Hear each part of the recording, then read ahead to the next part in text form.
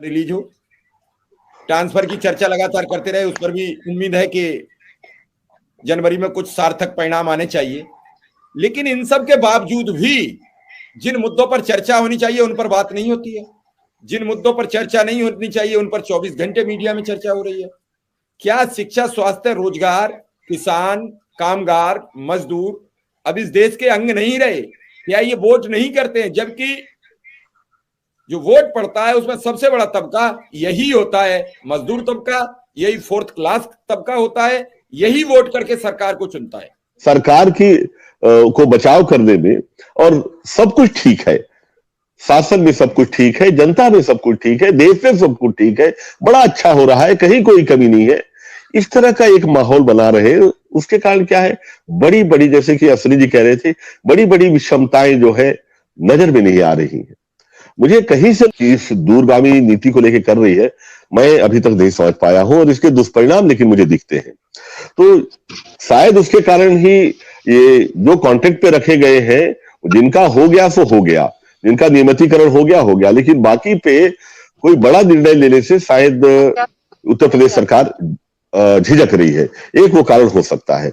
लेकिन मेरा मानना है कि अगर ये पूरे अन्वेषक और शिक्षा मित्र एकजुट रहेंगे तो लोकतंत्र में जो चुनाव होता है, मुझे ख्याल है आप गला फाड़ फाड़ के शिव कुमार जी आप चिल्लाए थे कि आप लोग एकजुट होइए और इसे मुद्दा बनाइए। कोई छोटी ताकत नहीं है इनके पास। गांव में एक ओपिनियन लीडर होता है, वो शिक्षक या शिक्षा मित्र ही होता है जो गांव में एक माहौल बनाता है किसी भी पार्टी के प्रति। अगर ये लोग वास्तव में उस समय अपनी मजबूत उपस्थिति दिखाते तो इनके ग्रीवेंसेस सुने जाते। लोकतंत्र में बड़ा वजन होता है इसमें।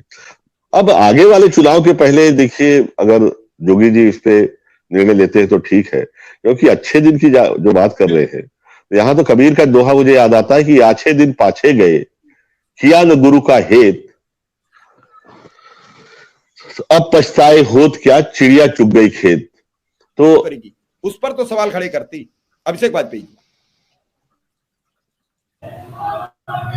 देखिए शिव कुमार जी, मैं बड़े सम्मान के साथ कहना चाहता हूं कि आपको याद दिला दूं कि दो तीन दिन पहले एक पत्रकार गोष्ठी में बाकायदा आदरणीय अखिलेश यादव जी ने इनकी बात को कहा भी था और इन चीजों को आगे ले चलने के लिए बात भी कही थी, जिसपे बाकायदा मुख्यमंत्री जी के यहाँ से एक प्रतिक्रिया भी आई थी कि हम उनके मुद्दों को देख रहे हैं और जल्द से जल्द भर्तियां करने की प्रक्रिया आगे बढ़ा रहे हैं। 1 साल से लगे पड़े हैं, चीजें हैं तो कहीं ना कहीं चीजें अब अंतिम चरण पे हैं और इनका बहुत जल्दी से अच्छा डिसीजन भी हमारे सामने होगा। बहुत गर्म है, शिक्षा मित्र निदेशक पर ही बात कर लीजिए अभिषेक जी, बहुत सवाल है। अब अश्विनी मिश्रा कुछ सवाल कर रहे हैं, अश्विनी मिश्रा एक कमेंट ले लेते हैं। अश्विनी मिश्रा, मैं वही अपने अमित अभिषेक वाजपेयी से कहना चाह रहा था कि समाजवादी पार्टी जो है, मुझे नहीं लगता शिक्षा मित्रों के साथ है।